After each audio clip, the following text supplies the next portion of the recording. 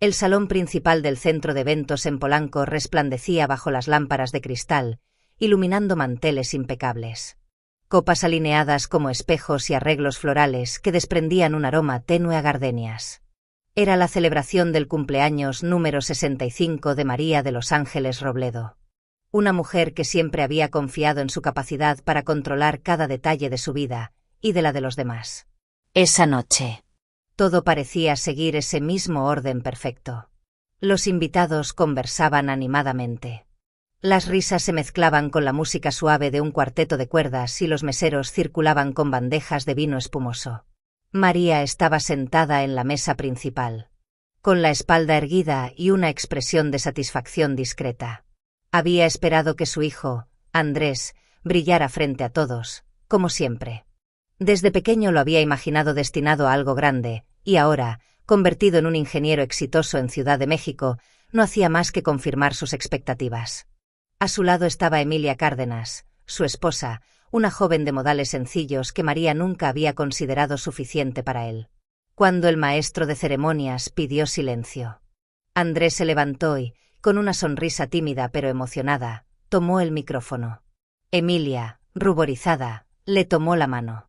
El gesto, aunque tierno, hizo que María arqueara ligeramente una ceja.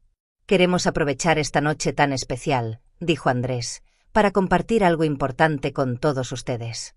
Los murmullos se encendieron, curiosos. «Vamos a ser padres». Hubo un estallido inmediato de aplausos, exclamaciones de sorpresa y felicitaciones. Varias personas se pusieron de pie, levantando sus copas. Emilia parecía a punto de llorar de felicidad mientras apoyaba la otra mano en su vientre. Andrés la abrazó con orgullo. Pero María se quedó inmóvil. El aplauso se convirtió en un zumbido distante, como si alguien hubiera cerrado una puerta gruesa entre ella y el resto de la sala.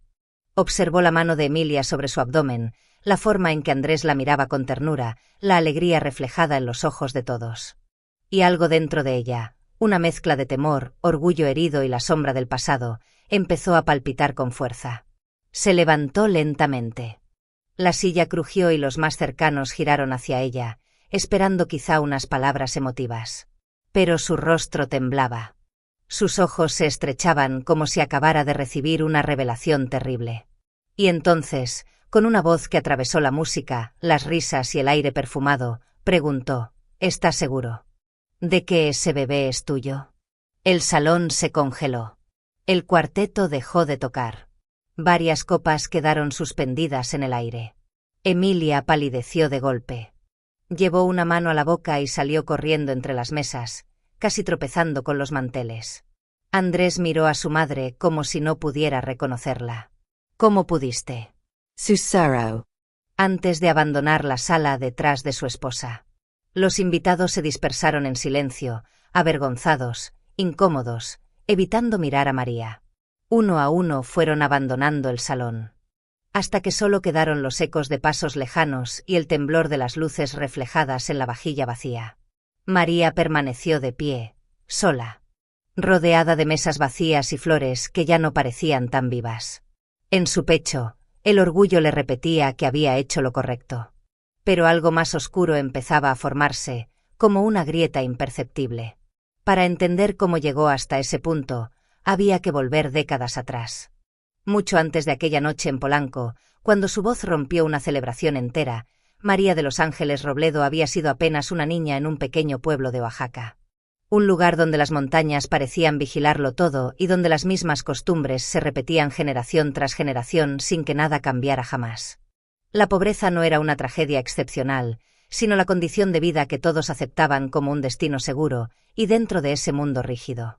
Las niñas crecían con un futuro escrito de antemano: casarse jóvenes, obedecer y perpetuar la misma historia. María, sin embargo, tenía una manera distinta de mirar el mundo. Mientras las demás niñas aprendían a preparar tortillas o a lavar la ropa en el río, ella se quedaba despierta hasta tarde, inclinada sobre un cuaderno que apenas podía sostener sus primeras letras. La luz temblorosa de una lámpara de aceite iluminaba sus cuadernos. Y su padre siempre le decía que gastar aceite en cosas de escuela era un desperdicio. Pero ella insistía. Algo en su interior sabía que aprender a leer y escribir era la única puerta hacia un lugar distinto, aunque no entendiera todavía hacia dónde. Su madre, cansada y sometida a la rutina de siempre, repetía una frase que la acompañaría durante años. Las mujeres no necesitan estudiar tanto. El marido será quien decida. María nunca contestaba, pero aquellas palabras se clavaban como pequeñas espinas que solo la empujaban a seguir adelante. A los 14 años. Ya había escuchado varios rumores de matrimonios arreglados. 2 familias de la zona habían preguntado por ella, como si fuera una mercancía. Su propio padre insinuó que ya era tiempo de pensar en su futuro. Para todos ellos, futuro significaba una cocina, un esposo, hijos y la resignación. Pero para ella, el futuro era otra cosa. Cuando la escuela secundaria del pueblo anunció un concurso académico con becas para estudiar en la capital, María sintió que una ventana se abría. Pasó semanas estudiando con una determinación que sorprendió incluso a sus profesores. Y cuando finalmente obtuvo la beca para aplicar a la Universidad Nacional Autónoma de México, la casa se dividió en 2. Su madre lloró de miedo, su padre la acusó de querer superar a la familia, de ser una muchacha ambiciosa que olvidaría sus raíces. María no olvidaba nada, pero sabía que si se quedaba, su vida quedaría atrapada para siempre. A los 18 años, subió a un autobús rumbo a Ciudad de México. No llevaba más que una maleta pequeña, unas cuantas prendas, un par de cuadernos y una fe ciega en que su vida podía ser diferente. El camino serpenteaba entre montañas y llanuras, alejándola paso a paso de todo lo que había conocido. Mientras el autobús avanzaba hacia la inmensidad de la capital, ella apoyó la frente en la ventana y pensó que, por primera vez, el mundo parecía más grande que su miedo. Ese fue el verdadero comienzo de su vida. Y también, sin que ella pudiera imaginarlo entonces, el origen de todas sus heridas futuras. La llegada de María de Los Ángeles a Ciudad de México no tuvo nada de romántico ni de cinematográfico. Fue dura, áspera, marcada por noches en las que el cansancio se acumulaba como un peso imposible. Vivía en una habitación diminuta en la colonia Portales, donde el ruido de los autos parecía nunca detenerse. Durante el día asistía a sus clases en la UNAM. Y por las noches trabajaba lavando platos en una fonda cercana al campus. Entre turnos, hacía trabajos de contabilidad freelance para pequeños negocios del barrio, apenas obteniendo lo suficiente para pagar la renta y comprar los libros que necesitaba. Mientras muchos estudiantes salían a fiestas, participaban en actividades culturales o disfrutaban de la vida universitaria, María apenas tenía tiempo para dormir. Su mundo era un triángulo cerrado, aula, fonda, cuarto. Nunca se permitía distracciones. Estaba convencida de que la única manera de no repetir el destino de las mujeres de su pueblo era mantenerse firme, enfocada, imparable. Y durante un tiempo, funcionó. Hasta que conoció a Héctor Beltrán. Lo vio por primera vez en la biblioteca central, sentado con una confianza casi insolente, hablando con un grupo de estudiantes que parecían girar en torno a él. Tenía una sonrisa fácil, una mirada cálida y un carisma que contrastaba brutalmente con la timidez de María.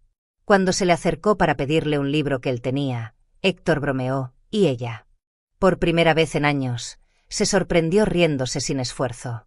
Fue un pequeño quiebre en la coraza que había construido.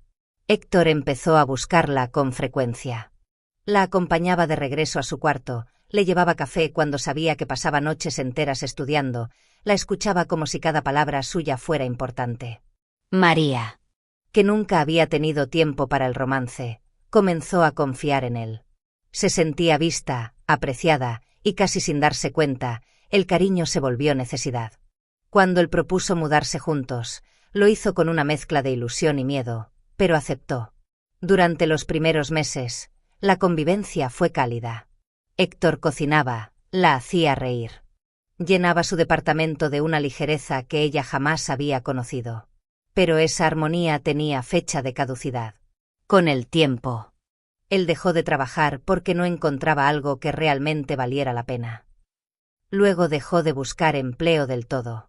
Pasaba horas jugando videojuegos, gastando el poco dinero que entraba al departamento o desapareciendo por días, regresando con excusas vagas y sonrisas cansadas que ya no la convencían. María, Agotada por sostener sola el departamento, comenzó a ver grietas donde antes había luz. Un día, mientras ordenaba la ropa sucia, encontró un recibo de un bar en la zona rosa, fechado la misma noche que le había dicho que estaba visitando a su madre enferma. No necesitó investigar mucho más. Poco después, lo vio abrazando a otra mujer en la calle, riéndose de la misma manera en que solía reírse con ella. Cuando lo confrontó, Héctor no mostró arrepentimiento. La miró con frialdad y le lanzó las palabras que marcarían para siempre su vida emocional. «Eres fría, vieja, nadie te va a querer». María no lloró frente a él. Empacó sus cosas, lo echó del departamento y cerró la puerta sin mirar atrás. Pero mientras escuchaba sus pasos alejarse por el pasillo, sintió como una herida profunda, invisible, comenzaba a abrirse dentro de ella. Una herida que, sin saberlo aún, influiría en cada relación futura. Especialmente con su propio hijo. Aquella experiencia la había forzado a seguir adelante, pero dejó en su corazón un temblor silencioso que no sanaría fácilmente. Después de expulsar a Héctor de su vida, María de los Ángeles creyó que el amor no era para ella. Había aprendido a sobrevivir sola. A desconfiar de las promesas fáciles y de los hombres que sonreían demasiado. Durante un tiempo, se concentró únicamente en terminar sus estudios. Encontrar un empleo formal y construir una estabilidad que nadie pudiera arrebatarle. No esperaba nada más. No pedía nada más. Por eso, cuando conoció a Ricardo Robledo, lo confundió con una simple casualidad. Él era todo lo contrario a Héctor, un hombre de mirada tranquila, voz pausada y una gentileza tan natural que no parecía impostada. Trabajaban en diferentes áreas de la misma empresa, ella en contabilidad, él en logística. Coincidieron por primera vez en una reunión tediosa. Y aunque apenas intercambiaron palabras, Ricardo notó el cansancio en los ojos de María y le ofreció una taza de café caliente. Un gesto mínimo, pero para ella. Un recordatorio de que aún existía la bondad. Ricardo no la persiguió con insistencia ni con grandes declaraciones. Su presencia fue lenta, constante. Como una mano extendida que no exigía nada. La invitaba a caminar después del trabajo, hablaban de libros, de la vida en la ciudad. Del esfuerzo que ambos habían hecho para llegar hasta allí. María, que había levantado murallas enormes durante años, empezó a bajarlas poco a poco. Con él se sentía segura. El amor llegó sin prisa, sin turbulencias. Era un amor maduro, paciente, construido a base de respeto y pequeños gestos cotidianos. Cuando él le pidió matrimonio, lo hizo sin dramatismos, en la cocina de su departamento, mientras preparaban la cena. María aceptó con una sonrisa tranquila, convencida de que esa vez la vida por fin le estaba ofreciendo estabilidad. Se casaron en una ceremonia pequeña en Ciudad de México, rodeados de unos cuantos amigos y compañeros de trabajo. No hubo lujos ni grandes celebraciones, pero para María fue un día lleno de luz. Por primera vez, sintió que el futuro no era una amenaza, sino una promesa. Meses después, la noticia que menos esperaba llegó como un milagro. Estaba embarazada. A sus 30 y tantos años, cuando ya había dejado de pensar en formar una familia. Aquella posibilidad la llenó de una alegría tímida pero profunda. Ricardo la abrazó con emoción, y juntos comenzaron a prepararse para recibir al bebé. Sin embargo, la felicidad duró poco. Una tarde, mientras trabajaba en su oficina, Ricardo se desvaneció de manera repentina. Los paramédicos llegaron rápido, pero no pudieron hacer nada. Un derrame cerebral fulminante le arrebató la vida sin aviso previo. María recibió la llamada en medio del tráfico de la ciudad. El ruido de los autos se mezcló con el silencio que la atravesó como un rayo helado. En el funeral, apenas podía mantenerse en pie. Pero cuando recordó que llevaba un hijo en el vientre, apretó las manos sobre su abdomen y comprendió que no podía rendirse. Ricardo se había ido, pero el niño necesitaba vivir. Necesitaba a una madre fuerte. Y así, con el corazón roto pero la determinación intacta, decidió seguir adelante. El embarazo, que había llegado como un rayo de esperanza tras la muerte repentina de Ricardo, se convirtió rápidamente en una fuente de preocupación constante. María de los Ángeles intentaba mantenerse fuerte, pero el dolor del duelo y el estrés de enfrentarse a la maternidad sola comenzaron a pasarle factura. Y cuando apenas estaba en su 7º mes, una madrugada sintió un dolor punzante que le atravesó la espalda y el vientre. El tiempo entre una contracción y otra era demasiado corto. Lo comprendió al instante. El bebé venía antes de tiempo. La llevaron de urgencia al Hospital Ángeles del Pedregal, donde los médicos hicieron todo lo posible por detener el parto, pero no hubo manera. Andrés llegó al mundo pequeño, frágil, con un llanto débil que apenas podía escucharse. Los doctores hablaron rápido, con expresiones tensas. Pulmones inmaduros, riesgo respiratorio severo, necesidad inmediata de incubadora y ventilación asistida. Mientras lo trasladaban a la unidad de cuidados intensivos neonatals, María sintió que las piernas le flaqueaban. Quiso seguir al equipo médico, pero una enfermera la detuvo con suavidad. «Su bebé está luchando», le dijo. Diginos ayúdalo. Los días siguientes fueron un torbellino de trámites, angustia y cansancio físico. María debía firmar formularios de seguro, autorizar procedimientos, coordinar consultas con neumólogos y neonatólogos. Todo mientras su propio cuerpo se recuperaba del parto prematuro. A veces dormía apenas 2 horas, encorvada en una silla metálica frente a la unidad de cuidados intensivos, observando a través del vidrio la pequeña figura de Andrés conectado a tubos, sensores y un respirador que marcaba el ritmo de su lucha por vivir. Las enfermeras le enseñaron a colocar sus manos con delicadeza dentro de la incubadora para que el niño sintiera su presencia. Cada vez que lo hacía, Andrés movía apenas los dedos, una señal minúscula pero suficiente para que ella no se quebrara del todo. Por las noches, el sonido del ventilador llenaba la sala con un susurro mecánico que se mezclaba con el llanto débil de otros bebés prematuros. Hubo momentos en los que los médicos fueron honestos. No podían garantizar nada. «Si pasa esta semana», dijo uno de ellos, «tendrá una oportunidad real». María pasó esa semana de pie, sin permitirse caer. Y Andrés, como si heredara la misma obstinación que había llevado a su madre desde Oaxaca hasta la capital, comenzó a mejorar lentamente. Primero respiró unos segundos sin ayuda, luego unos minutos, hasta que finalmente pudo dejar el ventilador por periodos más largos. Cuando por fin le permitieron cargarlo contra su pecho, su cuerpo delgado y tibio se acomodó como si reconociera un hogar que había estado esperando. El alta no significó tranquilidad. Andrés necesitó meses de fisioterapia respiratoria, consultas periódicas, estimulación temprana y ejercicios guiados en casa. María aprendió técnicas de masaje pulmonar, posiciones para ayudarlo a respirar y rutinas que debía repetir cada noche para fortalecerlo. El departamento se convirtió en una mezcla de consultorio improvisado y hogar lleno de esperanza. Pero el tiempo hizo su trabajo. Andrés dio sus primeros pasos más tarde que otros niños, pero cuando lo hizo, cruzó la sala riendo, con un brillo que iluminó toda la casa. Aprendió a correr, A nadar, a tocar el piano y a usar la computadora con una naturalidad sorprendente. Cada logro suyo era una victoria compartida entre la vida y la paciencia. La relación entre ambos se volvió intensamente cercana, casi simbiótica. María lo protegía como si el mundo entero fuera una amenaza constante. Y Andrés, sin saber del todo cuánto había sacrificado ella, creció convencido de que su madre era la única persona capaz de mantenerlo a salvo. Lo que ninguno de los dos imaginaba era que, con el tiempo, ese amor tan estrecho se convertiría también en una sombra difícil de manejar. Cuando Andrés cumplió 18 años, María sintió que finalmente respiraba con alivio. Contra todos los pronósticos médicos, aquel niño que había nacido luchando por cada bocanada de aire ahora ingresaba a la UNAM. Aceptado en ingeniería en sistemas gracias a un historial impecable, concursos de programación, proyectos escolares que llamaban la atención de profesores, y una disciplina que recordaba a la de su madre. Los primeros meses fueron un sueño tranquilo.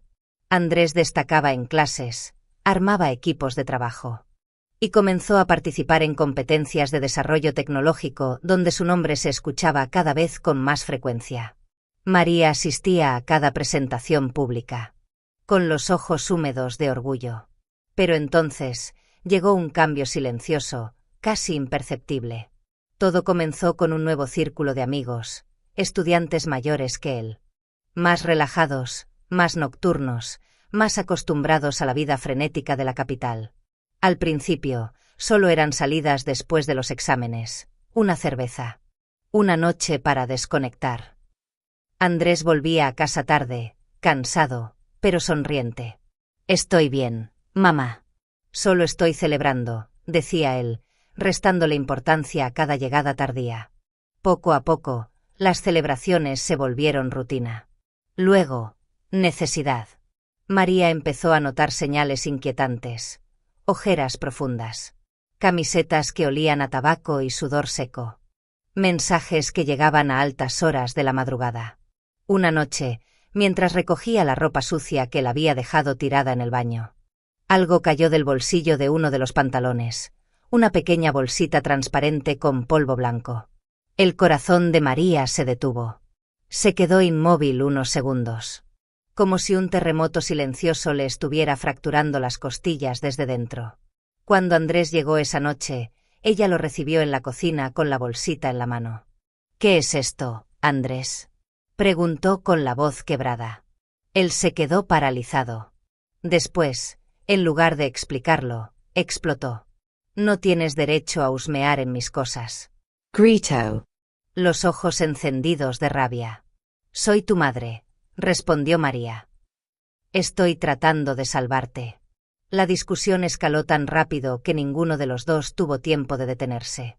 Andrés, temblando, avanzó hacia ella con los puños apretados. Por un instante aterrador, María creyó que su hijo levantaría la mano. Pero él se detuvo a centímetros. Algo en su expresión, vergüenza, confusión, furia, lo hizo retroceder. «No puedo estar aquí», murmuró, casi sin voz. «No contigo controlándolo todo». Tomó una mochila a toda prisa y salió de la casa dando un portazo. María lo siguió hasta la calle. Pero Andrés ya se había perdido entre las luces de la ciudad. Los días siguientes fueron un infierno. Cada intento de llamarlo terminaba en buzón. Sus amigos no sabían nada, o fingían no saberlo. María comenzó a recorrer zonas peligrosas de la Ciudad de México, estaciones de autobús, callejones cerca de bares estudiantiles, parques donde grupos de jóvenes se reunían hasta el amanecer. Llevaba una foto de Andrés impresa en su bolso, mostrándola a desconocidos con la voz temblorosa. «¿Ha visto a este joven? ¿Lo ha visto por aquí?». Las noches se volvieron interminables. Caminaba hasta que los pies le ardían. Preguntando, buscando, rezando. María había dedicado toda su vida a mantener a Andrés vivo. Y ahora, en la inmensidad oscura de la ciudad, sentía que lo estaba perdiendo otra vez. Solo que esta vez, no había médicos que pudieran salvarlo.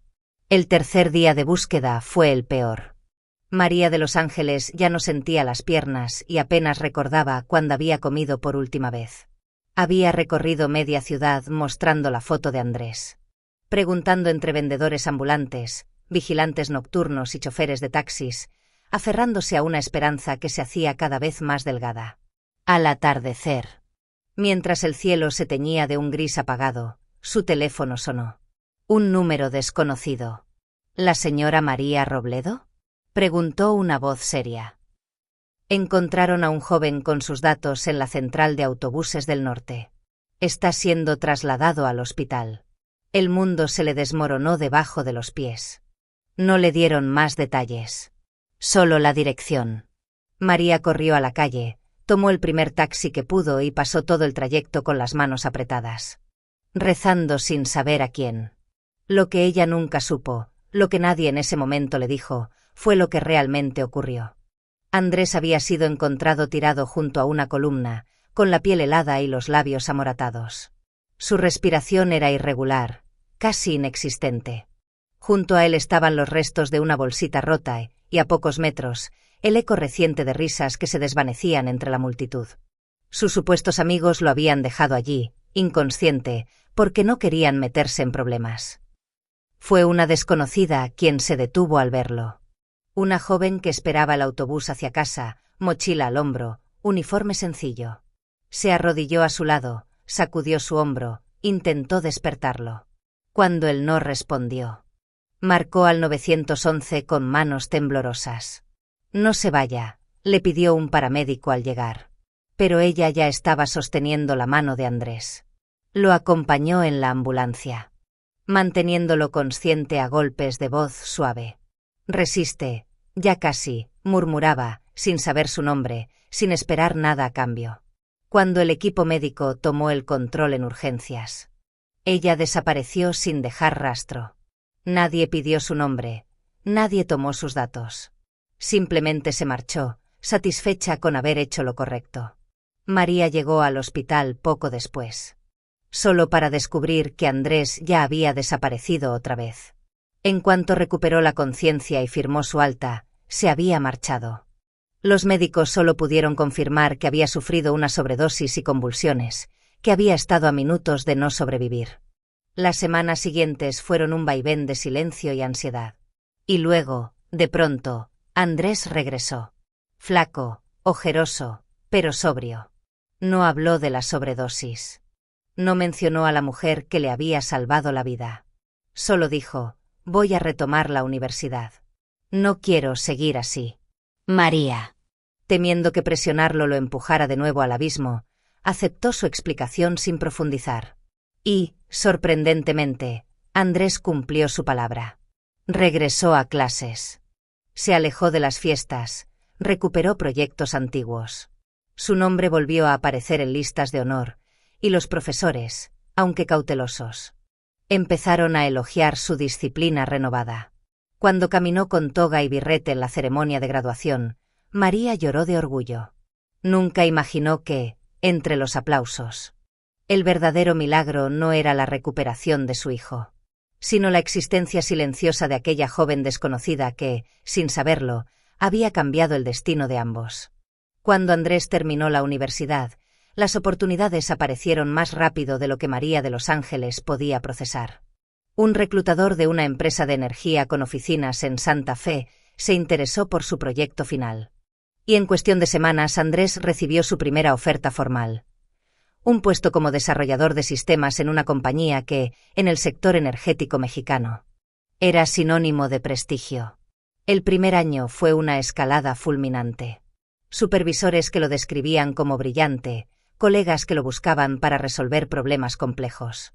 Invitaciones a liderar proyectos que normalmente se asignaban a ingenieros con más experiencia. En menos de 2 años, fue promovido a jefe de área, gestionando equipos de hombres mayores que él. María estaba orgullosa, peligrosamente orgullosa. Convertía cada logro de Andrés en una medalla propia. En reuniones de vecinos, en la iglesia, en la fila del supermercado, repetía la misma frase con un brillo casi obsesivo en los ojos. Mi hijo trabaja en energía. es jefe de área. A su edad. Guardaba recortes, capturas de pantalla, correos de felicitación. Los mostraba como si fueran trofeos familiares. Para ella, Andrés no era solo su hijo, era la prueba viviente de que toda una vida de sacrificios había valido la pena. Pero mientras el éxito profesional de Andrés se consolidaba, una preocupación silenciosa empezaba a crecer en María. ¿Cuándo se va a casar? ¿Con quién va a formar una familia? ¿Y si termina con una mujer que no lo merece? La pregunta se convirtió en mantra. Surgía cada domingo durante la comida, cada vez que Andrés aparecía solo. Él sonreía. Esquivaba el tema, la besaba en la frente para desviar la conversación. Hasta que una tarde ordinaria, mientras María doblaba ropa en su habitación, sonó el teléfono. Mamá, dijo Andrés, con una calma extraña. Quiero que conozcas a alguien. Se llama Emilia. El aire se le quedó atrapado en el pecho. No preguntó nada más. Pero pasó el resto del día organizando mentalmente cada detalle de la cena, manteles, vajilla, flores. Cuando la puerta finalmente se abrió el sábado por la noche, María sintió cómo la realidad rompía sus expectativas.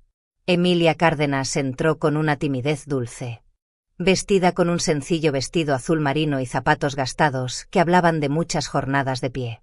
Su cabello recogido, su rostro sin maquillaje, la manera en que sostenía su bolso con ambas manos, no era la mujer que María había imaginado para su hijo. Mucho gusto, señora, saludó Emilia. Trabajo como enfermera en el Hospital General. Una enfermera. De familia humilde.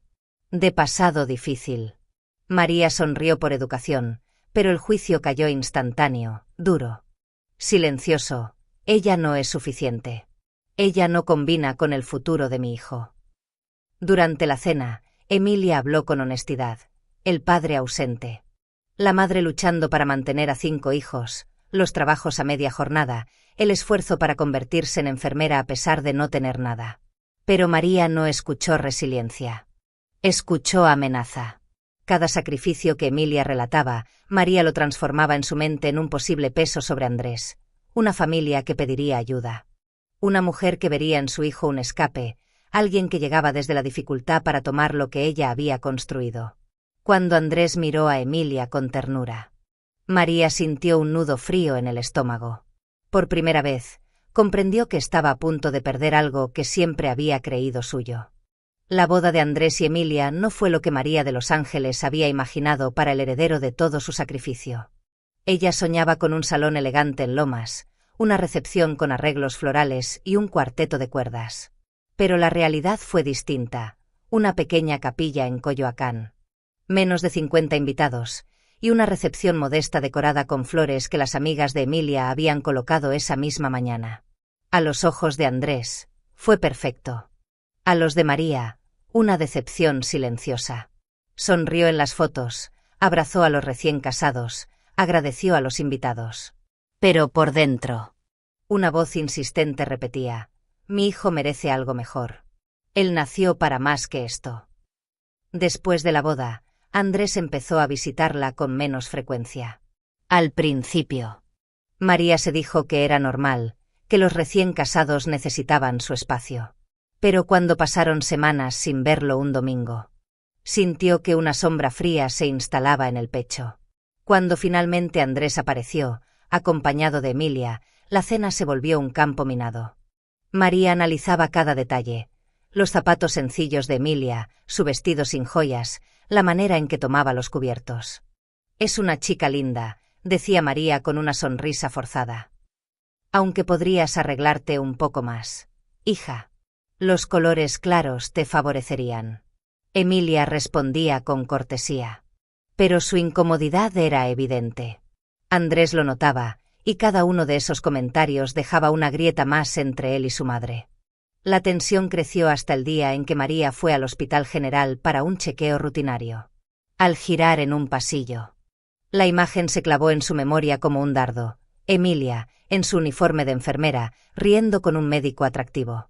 No era una risa superficial, parecía complicidad. Emilia inclinó la cabeza, tocó su brazo de manera ligera, casi invisible. Para cualquier otra persona podría haber sido una broma laboral. Para María, fue prueba irrefutable. Salió del hospital temblando. Lo sabía. No es de fiar. Está engañando a mi hijo. No durmió esa noche. Excusas y escenas imaginadas se mezclaron en su mente como tormentas.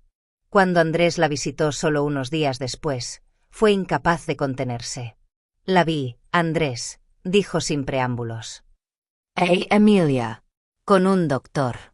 Estaban demasiado cerca. No te respeta. Te está traicionando. El silencio que siguió fue más helado que cualquier invierno. El rostro de Andrés pasó del desconcierto a la indignación. Mamá, ya basta. No sabes lo que viste. Emilia jamás haría algo así. No seas ingenuo, alzando la voz. Ella viene de nada. Las mujeres así siempre buscan algo más. El golpe no fue físico, pero Andrés retrocedió como si lo fuera. Es suficiente, dijo, con una firmeza que María nunca le había escuchado. Emilia es mi esposa. Mi familia. Si sigues atacándola, vas a perderme. Fue la primera vez que Andrés la enfrentó abiertamente. Y fue la primera vez que María sintió que realmente podía perderlo. Las semanas siguientes pasaron en una mezcla de silencio, orgullo herido y sospechas alimentadas solo por la imaginación. María intentó llamar, pero Andrés contestaba poco. Las visitas se volvieron esporádicas y tensas. El hogar que antes era un refugio para él ahora parecía un terreno hostil. Y así llegó el día del cumpleaños número 65 de María de los Ángeles. Había alquilado un salón elegante en Polanco, invitado a todos los vecinos. colegas retirados y conocidos de la iglesia. Quería demostrar que seguía siendo una mujer respetada, y sobre todo, que su hijo aún la honraba. Cuando Andrés entró con Emilia tomada de su brazo, el salón entero se iluminó en murmullos de admiración. Emilia, usando un vestido crema sencillo pero hermoso. Irradiable serenidad. En cuanto los invitados se enteraron de la noticia, Emilia estaba embarazada. La atmósfera se llenó de risas, abrazos y felicitaciones. María, desde su mesa, sintió cómo el mundo se deslizaba entre sus dedos. En ese ambiente de alegría contenida, a pocos minutos del desastre, una idea tóxica se consolidó en su mente. No es su hijo. No puede serlo. Y con ese pensamiento, comenzó el derrumbe. El cumpleaños número 65 de María de los Ángeles no terminó con aplausos ni brindis cálidos. Terminó con un silencio denso. Una tensión que cortaba el aire y una mirada helada de Andrés que ella nunca había visto antes. Lo ocurrido aquella noche, sus acusaciones veladas, su manera de ignorar el embarazo de Emilia y la frialdad con la que trató a su nuera frente a todos, dejó heridas profundas. A la mañana siguiente, Andrés no llamó. Tampoco lo hizo durante la semana, ni durante el mes entero. María intentó justificarlo al principio. Está ocupado en el trabajo. Emilia debe estar controlando todo. Es normal que un hijo se aleje un poco al formar su propia familia. Pero la verdad se hizo evidente cuando fue a visitarlo sin avisar y nadie abrió la puerta. Solo encontró el silencio de un hogar donde su presencia ya no era bienvenida. Ese día, mientras regresaba en taxi a su departamento en la Colonia del Valle, sintió por primera vez un miedo que nunca había experimentado, el miedo real de perder a su único hijo. Los días siguientes fueron un castigo autoimpuesto. María se movía entre las habitaciones impecables de su casa, comiendo poco, apagando la televisión sin mirar, dejando que la noche cayera sin encender las luces. Los vecinos preguntaban por Andrés. Ella sonreía y cambiaba de tema. El orgullo podía sostener su fachada ante los demás, pero no podía sostenerla por dentro. 2 meses después del cumpleaños, un lunes por la tarde, el timbre sonó. María tardó unos segundos en reaccionar, casi incrédula. Al abrir la puerta, encontró a Andrés. Demacrado pero firme, con una expresión seria que anunciaba que aquella conversación sería definitiva. «Pasa, hijo», dijo ella, con voz temblorosa. Andrés entró sin abrazarla. Se sentó en el sofá de siempre, pero no con la cercanía habitual. Un abismo invisible los separaba de ella. «Tenemos que hablar», comenzó, sin rodeos. María intentó sonreír, pero la tensión del momento lo hacía imposible. «Hijo, yo solo quiero lo mejor para ti». «No, mamá», interrumpió Andrés. «Lo que tú quieres es controlarlo todo. Lo has hecho toda mi vida, pero esta vez cruzaste una línea que no puedo ignorar». Sus palabras la helaron. Andrés respiró hondo, como quien se prepara para abrir una herida profunda. «Necesito que escuches algo que no sabes. Algo que quizá cambie tu manera de ver las cosas». Emilia. Tragó saliva. Emilia es la mujer que me salvó la vida la noche de mi sobredosis. María sintió como el mundo se le desmoronaba bajo los pies. ¿Qué? ¿Qué estás diciendo?, Andrés continuó, con la voz firme pero quebrada por el recuerdo, cuando me encontraron tirado en la estación de autobuses. Los amigos que yo creía tener me abandonaron. Me dejaron morir ahí. La única persona que se detuvo, la única, fue una chica que no me conocía de nada. Me tomó la mano, llamó al 911, se quedó conmigo en la ambulancia mientras convulsionaba. Rezó por mí. Lloró por mí, sin saber quién era. María apretó el borde del sillón. Cada palabra era un golpe directo al corazón.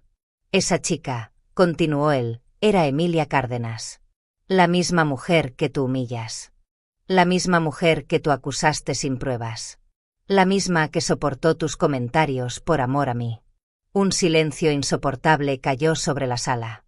¿Por qué no me lo dijiste antes?, susurró María, desesperada. Porque no quería que eso fuera la razón por la que la aceptaras, respondió Andrés. Quería que la vieras por lo que es, una buena mujer. Una mujer honesta. Una mujer que merece respeto. Pero tú la trataste como basura. María sintió un nudo en la garganta. Por primera vez en años, no tenía una respuesta. Andrés se puso de pie, con una resolución que le heló la sangre. Vengo a decirte algo y no lo voy a repetir. Si no eres capaz de aceptar a mi esposa, a la madre de mi hijo, me vas a perder a mí también. Las palabras quedaron suspendidas en el aire, demasiado pesadas para caer. María intentó levantarse, tocarlo, detenerlo, pero sus piernas temblaban. Andrés, hijo, por favor, no más excusas, mamá. No más clasismos. No más humillaciones. Si quieres seguir en mi vida, cambia. Y empieza por pedir perdón. De lo contrario, este será nuestro último adiós. Andrés caminó hacia la puerta. No la abrazó. No miró atrás. Cuando el sonido del portazo retumbó en la sala, María se desplomó en el sillón, cubriéndose el rostro con las manos. Las lágrimas no eran solo de culpa. Eran de reconocimiento. Había permitido que su orgullo, su obsesión por controlar, su miedo a perder a su hijo, lo destruyeran todo. En la mesa, un portarretratos mostraba a Andrés de niño, sonriendo con los brazos alrededor de su cuello. María tomó la foto entre sus dedos, acariciando el cristal como si pudiera volver al pasado. Por primera vez en su vida, entendió la verdad más amarga. El precio del orgullo es, a veces, perder lo que más se ama. Y ella acababa de pagarlo.